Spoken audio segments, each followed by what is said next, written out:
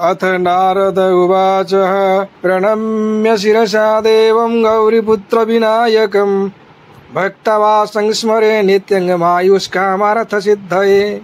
प्रथमं वक्रतुण्डं च एकदन्तं द्वितीयकं तृतीयं कृष्णपिङ्गाक्षं गजवक्त्रं चतुर्थकं लम्बोदरं पंचमं च षष्ठं विकटमेव च सप्तमं विघ्नराजं च धूम्रवर्णं तथाष्टमम् नवमं भालचन्द्रं च दशमं तु विनायकम् एकादशं गणपतिं द्वादशं तु गजाननम्।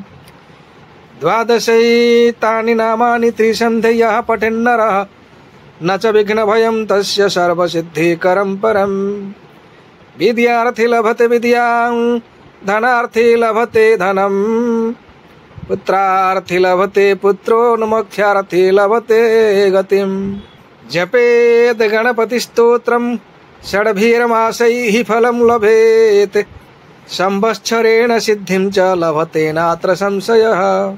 अष्टभ्यो ब्राह्मणेभ्यश्च लिखित्वा यः समर्पयेत् तस्य विद्या भवेत् सर्वा गणेशस्य प्रसादतः। श्रीनारदपुराणे संकटनाशनं नाम गणेशस्तोत्रम्।